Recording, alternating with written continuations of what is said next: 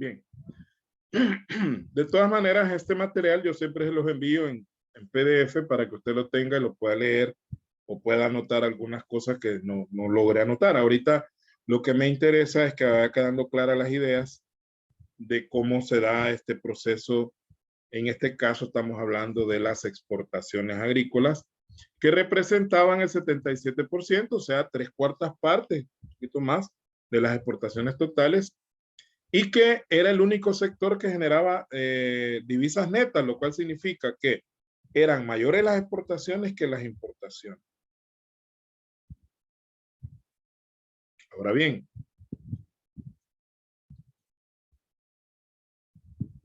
en los años más recientes, el peso exportador del sector se ha reducido significativamente, representando alrededor del 20% de las exportaciones del país. Imagínense pasar de un 77% a un 20% en los últimos años. Quiero decirles de que la información que yo tengo acá llega hasta el 2014, ¿verdad? Porque el estudio que he tomado como base para esto hasta ahí ese año llega. Habría que ir actualizando hasta el 2020, pero probablemente la situación no haya cambiado mucho. El sector agrícola está en coma en nuestro país, hay que ser honestos y decirlo. Ha habido cierta recuperación en algunas áreas, sobre todo granos básicos, pero en general la agricultura está postrada. Es decir, no hay incentivo, no hay una política concreta, no ha habido desde los años 90 que se hizo la reversión de estas políticas hasta la fecha de tratar de fomentar la agricultura, reactivar la agricultura, por más que nos hayan vendido la idea, como el FMLN que nos vendió la idea que iba a reactivar el agro, no lo logró, y el gobierno actual pues que ni siquiera nos dice si hay o no hay forma de hacerlo. Ya vamos a ver por qué es lo que está pasando realmente, por qué el sector agrícola ha perdido fuerza. Por último, en relación al empleo, se observa que en 1971 un poco más de la mitad de todo el empleo, o sea, el 54% del país, que podía ser mayor si se tomara en cuenta el empleo temporal en las cosechas, es decir, si tomáramos la gente que va a cortar café o que va a rozar caña solamente en esa época. O sea, estamos hablando de 54% personas contratadas de manera permanente. Si agregamos las personas que se agregaban, valga la redundancia, en la época de cosecha de estos productos, pues ese porcentaje era todavía mucho mayor. La corta de café que se da ahí en los meses de noviembre, diciembre y parte de enero, la roza de la caña más o menos por una época parecida, eso consumía más mano de obra, ¿no? Entonces tenemos el cuadro 1 del cual hemos estado hablando. El periodo de 1971 a 1980, el porcentaje del PIB, o sea, el Producto Interno Bruto Agropecuario con respecto al Producto Interno Bruto total del país, era del 35.4%, mientras que el periodo 2013 al 2015, aquí dice 2105, pero es 2015, apenas es del 10.8, ya lo habíamos mencionado. El porcentaje de las exportaciones agropecuarias con respecto a las exportaciones totales era en el 71-80, 76.7%, y ya en el 2013-2015 baja al 20%. Y el porcentaje de empleo total agrícola, más bien el porcentaje de empleo agrícola con respecto al empleo total es del 54.2% en el periodo del 71 al 80 y apenas del 17% del 2013 al 2015, lo cual nos da una clara visión de que ha habido un deterioro en cuanto al Producto Interno Bruto, al porcentaje de productos agrícolas exportados con respecto al total y al porcentaje de empleo agrícola con respecto al empleo total. Esto lo vemos ya a nivel de gráfico. Vemos ahí las barras azules que son el periodo 71-80 y las barras anaranjaditas o cafecitas que son del 2013 al 2015. Y pues se ve así a simple vista el deterioro que ha sufrido el sector agrícola. Las explicaciones de estos fuertes cambios pasan por varios factores. Mire, la realidad es multifactorial. Nunca simplifique un problema a dos variables. Eso no es así. En cualquier cosa que pasa a nivel económico, político, social, familiar, en cualquier ámbito, todos los problemas debe hacerse un análisis multifactorial. Es decir, hay varios factores que inciden de manera simultánea en un mismo problema. Ahora, lo que hay que detectar, qué factores son los que más incidencia tienen. Pero que solo un factor incide, no es cierto, ¿verdad? Sobre todo en estos aspectos que tienen una base social. Entonces, pasa por varios factores. En primer lugar, el contexto de la guerra interna que se extendió por diversos grados de intensidad. Entre el 1980 y 1992, obligó al abandono de tierras en zonas de fuertes enfrentamientos y a disminuir los niveles de producción. Es obvio que la guerra le pegó un golpe devastador a la agricultura en El Salvador. La misma situación de violencia no permitía que los agricultores trabajaran tranquilamente su tierra. Muchos de ellos huían de los lugares donde vivían, las tierras quedaban abandonadas, los animalitos igual, mataron hasta vacas, mataron algunos, o eran botines de guerra, no los cerditos se los llevaban para hacer los chicharrón. Entonces la agricultura, obviamente, por esa situación de inseguridad y de destrucción, tuvo que bajar. Probablemente la causa que más ha pesado, aquí no mencionamos la reforma agraria, porque ya la habíamos mencionado, pero la reforma agraria también tuvo su impacto negativo en la productividad, ya lo habíamos mencionado, ¿verdad? Que por esa parcelación o fragmentación de la tierra, al final lo que se producía en una hacienda grande ya no se lograba producir en ese montón de parcelitas chiquitas. Entonces eso diezmó también la productividad de la tierra. Pero luego viene este otro problema, que la causa que más ha pesado ha sido el tipo de políticas públicas que se inician hacia 1990 y llegan prácticamente hasta el presente, que favorecieron fuertemente las importaciones agropecuarias y disminuyeron de manera significativa las acciones estatales de fomento. Cuando entra el primer gobierno de Arena en 1989 con Alfredo Cristiani, esto lo mencionamos por ahí, Claudia y Erika se acordarán que lo mencionamos en Bancaria, la política económica que instauró el primer gobierno de Arena era una política neoliberal en la cual se le daba preponderancia a ciertas actividades que según ellos eran mucho más productivas para el país que otras. Entonces, esas políticas neoliberales que establecieron el gobierno de Arena prácticamente fomentaron la importación de producto agropecuario. Es decir, el país empezó a comprar más verduras, más hortalizas a otros países que fomentar la producción interna. Entonces el agricultor, aparte de que se le bombardeaba con producto extranjero, no se le daba tampoco fomento para que él pudiera mejorar su productividad. En pocas palabras, se olvidaron del agro y dijeron, esto no funciona, no rinde, no tiene rentabilidad, dediquémonos a otras actividades. ¿Qué otras actividades? Bueno, particularmente en la oferta de crédito para el sector no había suficiente crédito para los agricultores.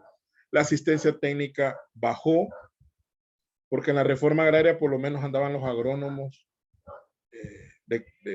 visitando a los agricultores, andaban ayudándoles a curar las vaquitas, echándoles alguna cuestión para las úlceras, dándoles vacunas, fertilizantes, dando capacitaciones sobre diversas formas de manejar el suelo. Pero ya después de los 90 eso bajó significativamente. Al mismo tiempo, o sea, paralelamente a esto, buena parte de los capitales más concentrados, es decir, la plata, que en el pasado habían tenido un protagonismo importante en la producción agropecuaria, las famosas 14 familias, y particularmente en las esferas del procesamiento agroindustrial, O sea, esa plata que antes estaba invertida en actividades agropecuarias, ¿verdad? O en actividades agroindustriales, eh, las compras internas y las exportaciones se trasladan de manera significativa a otras actividades comerciales, bienes raíces y actividades financieras dentro del país y en el exterior. Es decir, el capital invertido en el sector agropecuario antes de los años 90 dejó de ser invertido en ese sector y se trasladó a otro tipo de actividades. Si usted se recuerda, surgen más centros comerciales, vienen más almacenes de otros países a poner sucursales, se crea un proceso de urbanización desmedida de ciertas zonas del país,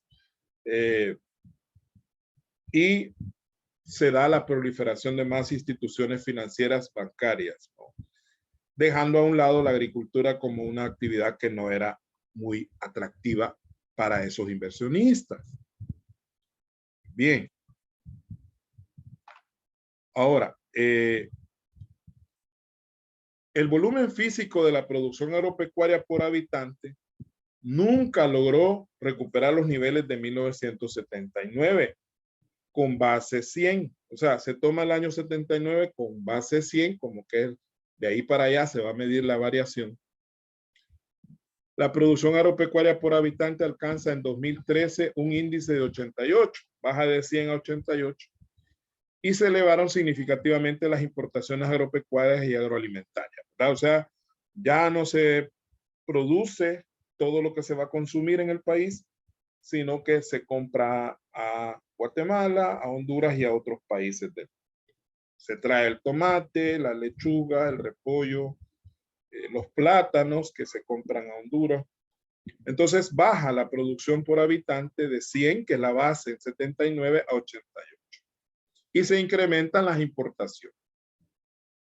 En el cuadro 2 puede verse el progresivo deterioro de la balanza comercial exterior agropecuaria, con un fuerte debilitamiento desde los años 90 hasta el presente.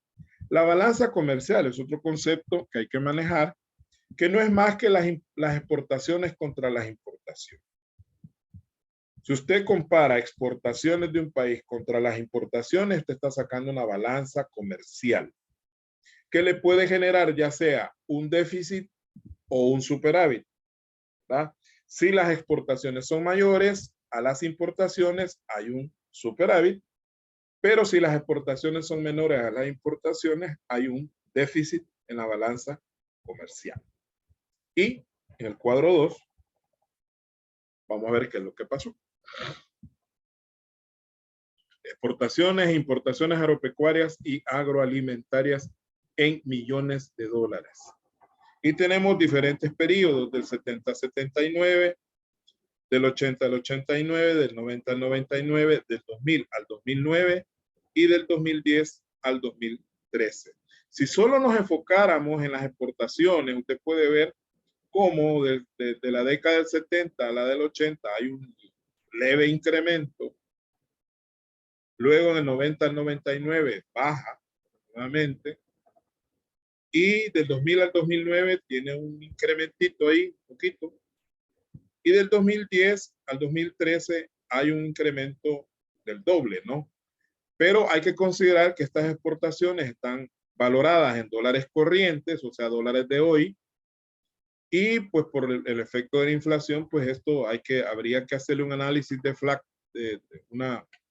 aplicarle un deflactor, se le llama en economía, para poder comparar los dólares de aquella época con los dólares de hoy. O sea, se le elimina el efecto inflacionario para ver realmente cuánto es en términos reales, cómo se llama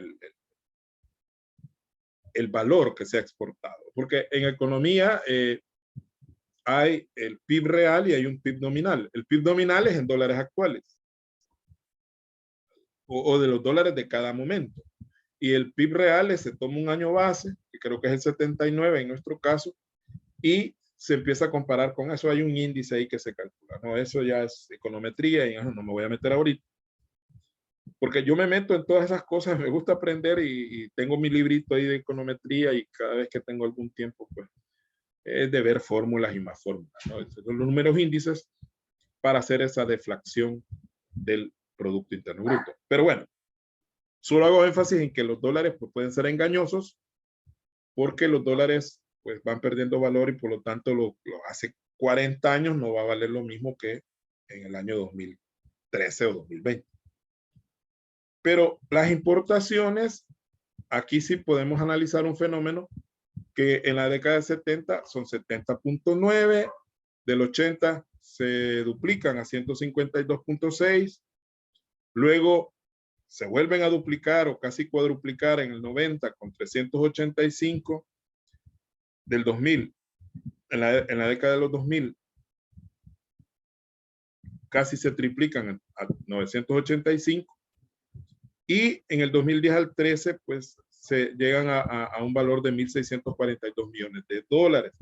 Pero el efecto lo podemos ver en el saldo de la balanza comercial agrícola, porque este es solo agrícola, estamos hablando solo agropecuario y agroalimentaria, y el saldo en la década de los 70 era positivo de 330.7, lo mismo que en los 80, en el 90 ya baja, siempre positivo, con 52.7, pero ya en la década de 2000 y de 2010 ya nos da un saldo negativo.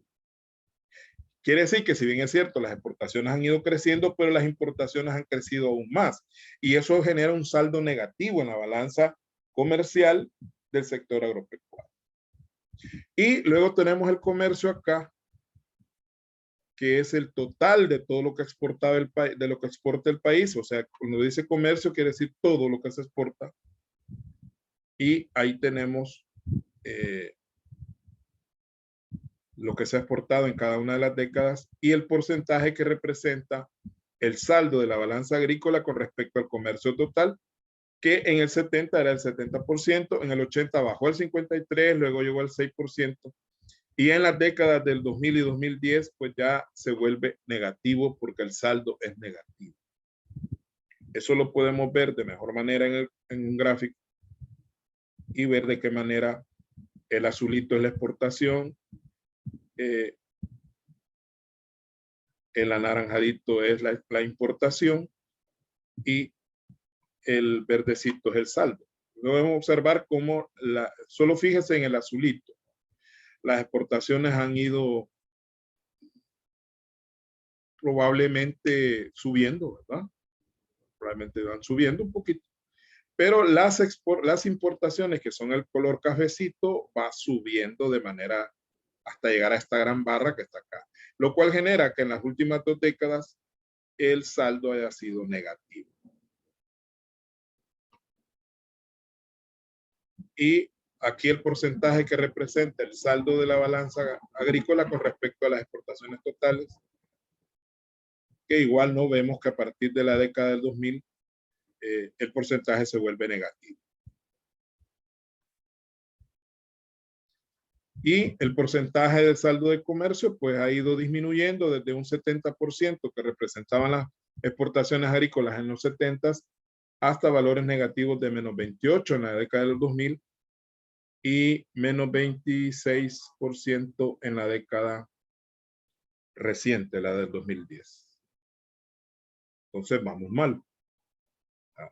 En conclusión, estamos peor que en los años 70 y 80. Ahora, se puede concluir que el sector agropecuario salvadoreño desde los años 90 dejó de ser en términos estrictos agroexportador.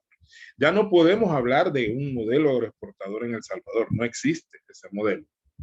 En el sentido de que las importaciones pasaron a ser superiores a las exportaciones del sector. O sea, importamos más productos agrícolas que los que exportamos. Y que esta condición en la actualidad en Centroamérica solo ocurre en El Salvador, a diferencia de los otros 4 países de la región. Ese es otro elemento a considerar, que los otros países de Centroamérica están en mejor situación que nosotros en este sentido. Claro, alguien puede decir, mire, pero El Salvador es pequeño con respecto a los demás países. Sí, pero en algún momento de la historia, El Salvador estuvo por encima de Nicaragua o de Honduras, que son los países más grandes. En el cuadro 3, El Salvador presenta el valor más bajo de exportaciones agropecuarias comparado con los otros 4 países, y las importaciones agropecuarias por habitante son superiores a las alcanzadas en Guatemala, Honduras o Nicaragua, y solo superadas por las de Costa Rica. Por un lado, tenemos las menores exportaciones agrícolas, y por el otro lado tenemos las mayores importaciones por habitante, a excepción de Costa Rica. Y ahí tenemos el cuadrito. Cuadro 3, Centroamérica, exportaciones e importaciones agropecuarias y agroalimentarias. Exportaciones agro y agroindustriales, y las importaciones agro y agroindustriales, y el saldo entre ambas, ¿no? El saldo que sería la diferencia entre las exportaciones y las importaciones. Costa Rica tiene un saldo positivo de 2.252.4. El Salvador tiene un saldo negativo de menos 552. Guatemala tiene un saldo positivo de 2.320, esos son millones de dólares. Honduras, 397.9 millones de saldo positivo. Nicaragua, 796.7, y el total de los cinco países. Pero después de nosotros sigue Honduras, pero Honduras está con saldo positivo. ¿Qué quiere decir esto? Que los demás países de Centroamérica exportan más producto agrícola que el que importa, a diferencia de El Salvador, que exporta 1.104.8, pero importa 1.656.8. Y hay que aclarar un dato importante, que aquí en los últimos 2 años se ha incrementado aún más las importaciones, porque con la pandemia, si ustedes se recuerdan, con la pandemia, mucho producto que se distribuyó en los famosos paquetes solidarios venía de otros países. No se le dio preponderancia a los productores nacionales. Y eso hay que decirlo. El FMLN algo hizo. Quizás no lo hicieron bien, pero algunos esfuerzos se hicieron. Por ejemplo, ustedes se recordarán aquel programa del vaso de leche. El vaso de leche, una de las componentes, bueno, darle leche a los niños en la escuela. Una de las estrategias que utilizó el FMLN fue comprarle la leche a los productores nacionales. De ahí que se involucró la salud y algunos ganaderos de la zona norte de Chalatenango que proveían a las escuelas de la leche. Eso fue un pasito, ¿no? Porque estaban entre 2 situaciones, o comprarle la leche a otro país o comprarla internamente. Es complicado, de alguna manera, manejar la producción interna, porque muchas veces los productores nacionales producen en cantidades muy pequeñas y son un montón, ¿no? Entonces, comprarles a todos ellos requiere una logística, ¿verdad? Porque aquel me vende 2 sacos de maíz, aquel me vende 1 saco, aquel me vende 3 sacos. No es como comprar un solo y me traen todos los contenedores llenos de maíz y yo pues tengo más facilidad para poder acopiarlos y distribuirlos. Pues sí, pero es un costo que habría que asumir como gobierno para fomentar la agricultura. Y seguimos, porque esta medida de los aranceles, que todo el mundo está contento porque se le ha quitado aranceles y que pues, muchos de esos productos ya no tenían arancel porque están dentro de tratados de libre comercio. Por ejemplo, la verdura viene de Guatemala y hay convenios con Guatemala para cuestión de aranceles. Pero bueno, en todo caso, si hubiese un producto agrícola que no tenía, que tenía aranceles y se le ha quitado, ¿qué significa eso? Significa que ese producto va a ingresar a El Salvador con menor costo. Por lo tanto, cualquier persona que importe ese producto de otro país le va a comprar más barato que si lo pudiera comprar aquí internamente. Entonces, ¿a quién estamos afectando? Estamos desprotegiendo al productor nacional. Porque toda medida en economía, mira, hay que aclarar que alguien gana y alguien pierde. Hay que ver todo lo que implica una medida. Yo se los decía en una de las clases. Salario mínimo, por ejemplo. No solo se trata de subir el salario mínimo porque qué bien que la gente va a tener más dinero y va a poder gastar más. Pues, ¿quién va a pagar ese salario mínimo? Es el empresario. Entonces, la estructura de costos que todos conocemos se va a elevar. Los gastos de administración, por ejemplo, se van a incrementar porque se le va a pagar más salario mínimo. Y no solo se le va a pagar al que gana menos, sino que si se le incrementa al que gana menos, hay que incrementarle en cadena a todos los demás, ¿verdad? Este que gana 500 tiene que ganar 550 o 600, porque todos tienen que subir. Entonces, eso es un costo adicional para el empresario. Y ante la gente uno queda bien, pero el empresario es el que tiene que pagar los platos rotos. Eso en cuanto al salario mínimo, solo para tomar un elementito nada más dentro de la... La gente dice, por ejemplo, ahorita que la ruta 42 dice que hasta de Choto los están llevando. ¡Qué galán! Así debería ser siempre. ¿Qué mentalidad más obtusa? ¿Cómo vamos a...? Entonces, los buses no funcionan por aire, necesitan combustible, hay que pagar repuestos, los repuestos son carísimos. Las llantas de los buses se cambian cada 3 o 4 meses. Si es que se le da mantenimiento, todo eso tiene un costo. Y si es de Choto, pues entonces, ¿y quién va a pagar los repuestos? ¿Quién va a pagar el diésel? ¿Quién va a pagar los repuestos del bus? O sea, la economía no solo es de hablar, porque qué bonito, o sea, está bien, hay un sector que se beneficia, pero estamos matando a la gallina de los huevos de oro. Es decir, de nada servía acabarnos un sector productivo dando de Choto todo, porque al final ni de Choto va a haber, ¿no? Ni siquiera de Choto van a ver las cosas, porque no va a haber quien las produzca. Entonces, hay que ser un poco responsable en ese aspecto. Y pensar que los empresarios no son los enemigos de la gente. Hay malos empresarios. En este país, los empresarios se han mal acostumbrado a hacer lo que les dé la gana. Está bien que los pongan en cintura, pero no está bien que se acabe en el sector empresarial, porque sin sector empresarial tampoco el país camina. Y ahí vemos en las barras cada uno de los países y observa usted que solo El Salvador tiene la barrita negativa, ¿no?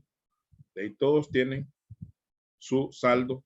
Honduras, que tiene el saldo más chiquito de los demás, y Guatemala y Costa Rica, que tienen el saldo más grande.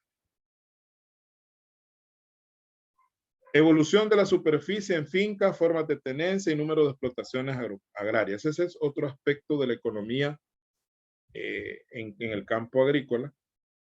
Vamos a hablar ya de las fincas, qué tamaños tienen las fincas, qué formas de tenencia existen. Hay fincas que están en propiedad y otras que son arrendadas. Y aquí tenemos una limitación en cuanto a los censos, porque el último censo que se tiene a nivel general es del 2007. Si bien es cierto, el Ministerio de Agricultura hace censo solo del sector agrícola, pero no se tiene un censo total.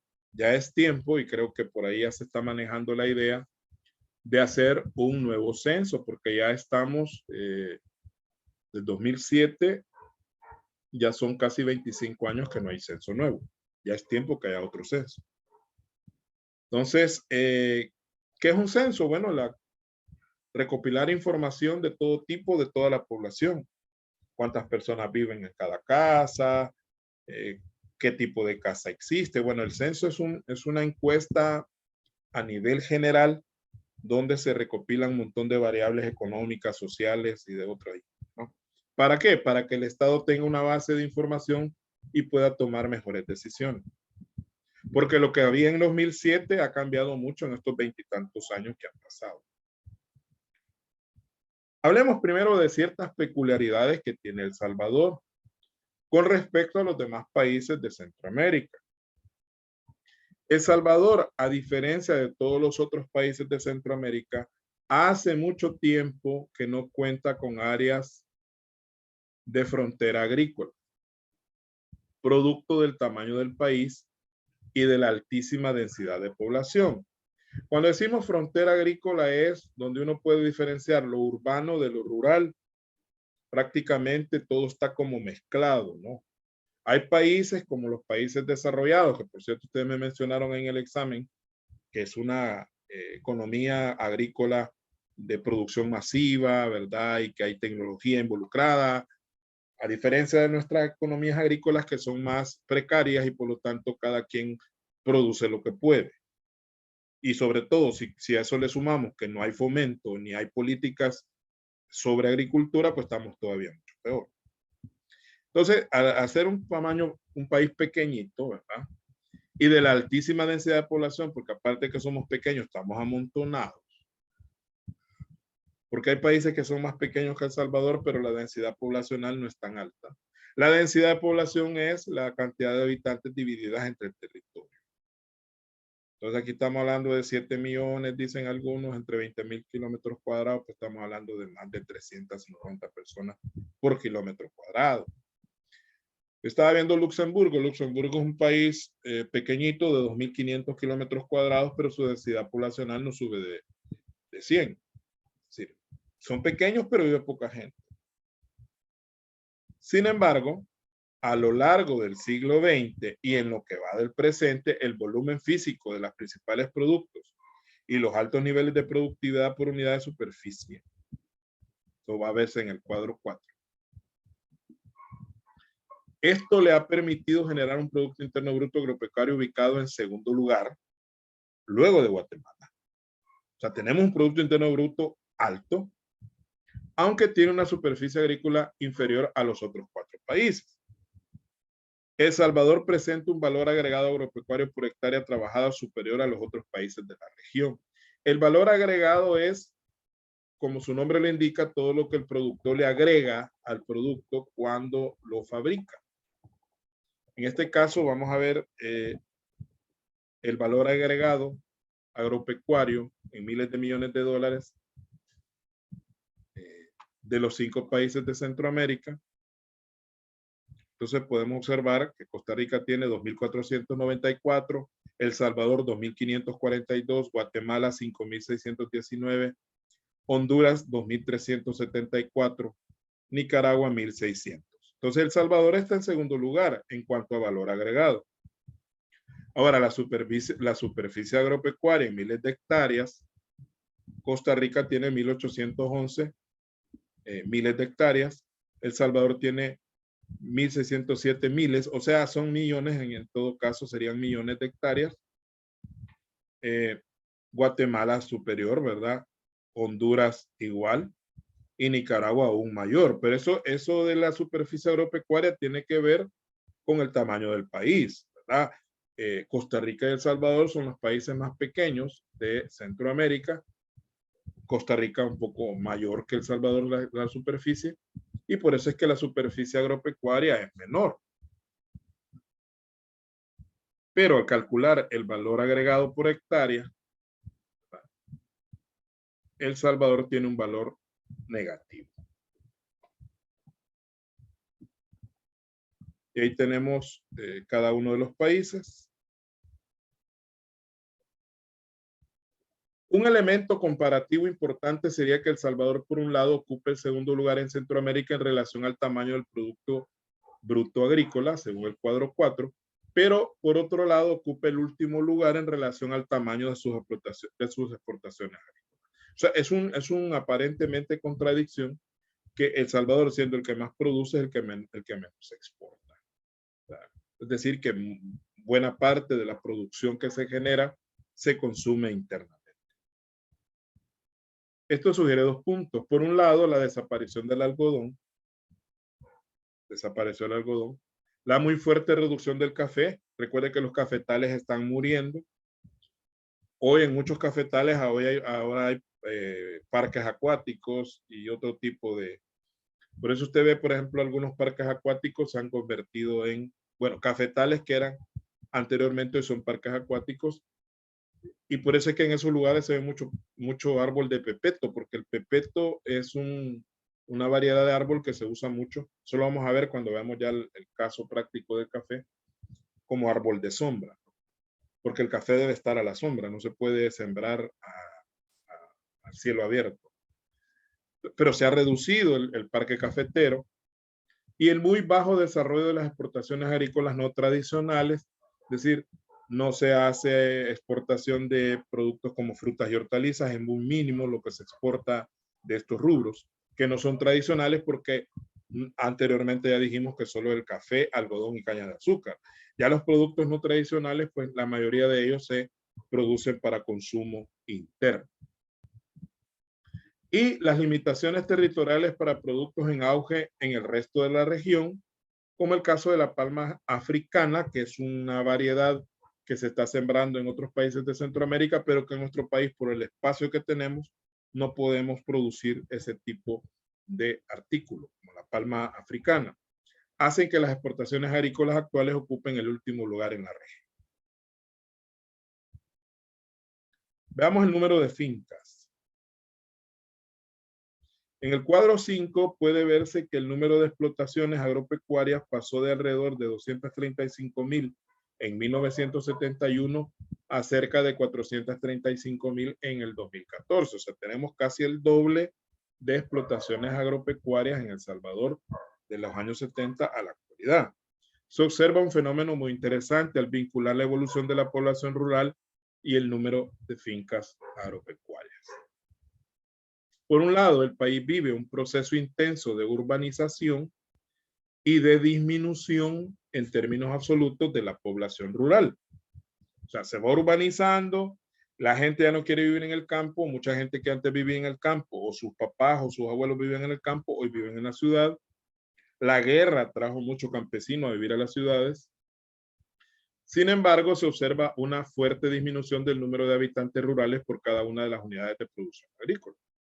Es decir, que la población rural se ha disminuido, se han convertido en urbanos y por lo tanto el número de habitantes rurales se va reduciendo.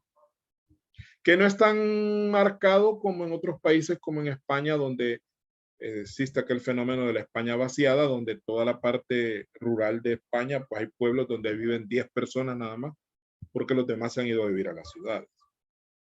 Y aquí tenemos el cuadro 5 con el cual vamos a terminar este día. Nos quedan por ahí un par de análisis para terminar. Entonces, dice ahí que El Salvador, distribución de área de fincas y explotaciones. Cuando dice explotaciones es fincas pero que están produciendo, porque hay fincas que no producen. Aquí estamos tomando en este primer cuadro solo las fincas, según la forma de tenencia, en 3 momentos, el 1971, el 2007 y el 2014. Entonces, propias había un 76% en el 71, bajó a un 74% en el 2007 y en el 2014 no es que haya cero, sino que no hay datos disponibles. Ahí no hay datos disponibles. Otras formas de tenencia que pueden ser arrendadas, prestadas, regaladas o otra forma de tenencia de la tierra, tenemos que en el 71 el 24%, en el 2007 el 25.7% para un total del 100%. En 2014 no hay datos. Y ahí tenemos la distribución de fincas de un año al otro, muy similares del 71 al 2007. Siguiendo los datos censales, se constata que en 1950 existían 8 habitantes rurales por cada explotación rural. O sea, habían 8 por cada explotación rural. En 1961, una cifra similar de 7.8 habitantes por finca rural. Y en 1971 había una relación cercana a 10 habitantes por finca. En el 2007, de 5.3 habitantes apenas, y en el 2014 apenas 4.6. Ahí se ve cómo la población rural, al menos aquí relacionado por cada una de las explotaciones rurales que habían, pues ha ido rebajándose desde 10 habitantes en el 71 a apenas 4.6 habitantes en el 2014. Nos vamos a quedar por ahí, jóvenes. De todas maneras, yo voy a subir los videos por si acaso alguien no pudo conectarse de manera uniforme. Muchas gracias. Pórtense bien.